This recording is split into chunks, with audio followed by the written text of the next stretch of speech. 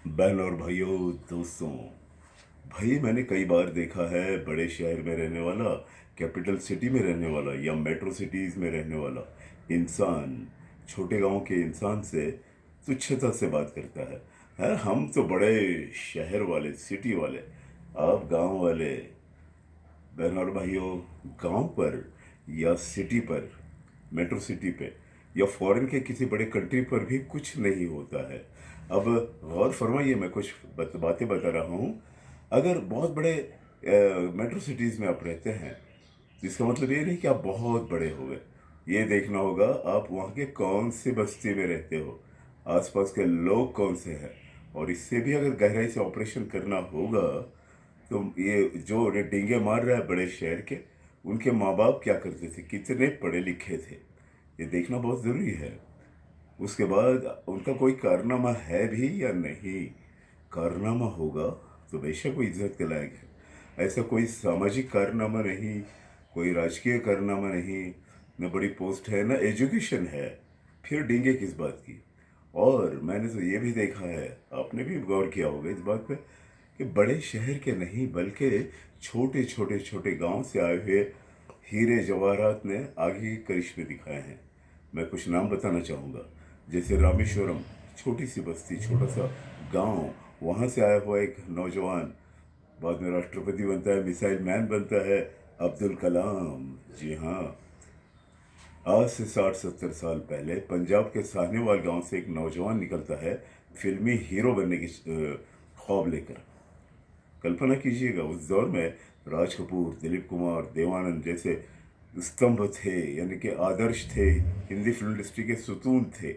उनके बीच आकर अपनी अदाकारी की जोहर दिखाना है, और वो भी गांव का सीधा साधा नौजवान, टीचर का बेटा, जिसे आप, मैं, सारी दुनिया धर्मप्रा जी यानी धर्मेंद्र जी के नाम से जानते हैं। उन्होंने क्या इतिहास बनाया वो तो सभी जानते हैं। ये होते हैं करिश्मे। सचिन तेंदुलकर, छोटी सी गली मोहल्ले में रहने वाला लेकिन कारनामा आसमान को छूने वाला रमेश तेंदुलकर के सुपुत्र। जी हाँ, ये होते हैं कारनामे। ऐसे कई नाम हैं, कई लोग हैं बड़ी बड़ी पोस्ट में, एसीपी हो, पायलट हो, आईएएस ऑफिसर हो, कर्नल में मेजर हो। ये तमाम लोग छोटे छोटे बस्ती से, छोटे छोटे गांव से आए हुए बहुत सारे हैं, बहुत सारे हैं, लगभग सभी। ऐसा भी मैं नहीं कहूँगा कि मेट्रो सिटीज़ में भी बहुत अच्छे लोग पैदा हो सकते हैं, लेकिन हैं भी, कुछ लोग हैं भी, ज़रूर है, ऐसा नहीं है।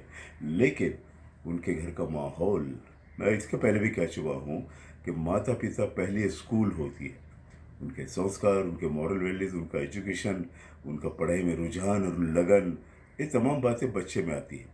बाद में अतराफ़ का माहौल, अड़ोस पड़ोस, अगर गाली गलौज वाला घाटी किस्म का है, छोटी बस्ती से आया हुआ है और बिल्कुल उजड़ गंवार लोगों में रहा है, तो फिर आप मेट्रो सिटीज़ में रहिए या गांव में, बर्बाद तो यूं भी होना है। मुझे एक बात बताइएगा बहनों और भाइयों, हमारे देश के महान महान महान कलाकार, लीजेंड अमिताभ बच्चन अपने पते में, एड्रेस में एट पोस्ट मुंबई लिखते हैं। सही बात है ना, मुंबई में रहते तो मुंबई लिखते हैं। अब धारावी का मजदूर कोई भी हो सकता है, XYZ, अनपढ़ गंवार जाहिल, वो भी एट पोस्ट मुंबई ही लिखेगा। तो क्या वो अमिताभ बच्चन की बराबरी का हो गया? बिल्कुल नहीं। कारनामा, आपकी ऐतिहासिक पार्श्वभूमि, हिस्टोरिकल बैकग्राउंड, आपके माता पिता, और वो ना हो, उनमें अगर, ऐसा भी नहीं है कि सभी काबिल माँ बाप के बच्चे ही बहुत बड़े बनते हैं। सीधे साधे किसान के, मजदूर के बच्चों ने भी आसमान को छू लिया है। ये भी करिश्मे देखें, लेकिन ये होना चाहिए ना कि बड़ा सिटी, मेट्रो सिटी, कोई फर्क नहीं पड़ता। बल्कि गांव से आए हुए नौजवान को या युवती को, किसी लड़की को बहुत ज़्यादा संघर्ष करना पड़ता है अपने आप को साबित करने के लिए।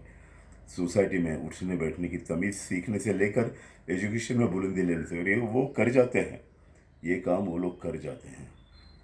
बस इतनी इल्तिजा है, किसी को बड़े सिटी, बड़े कैपिटल सिटी, मेट्रो सिटी का घमंड मत कीजिए। छोटी बस्ती, छोटे गांव से आए हुए सितारे भी आसमान के चांद सूरज बने। ज़रूरी है घर का माहौल, अतराफ का माहौल, आप किस बस्ती में रहते हैं, कैसे लोगों के बीच उठते बैठते हैं।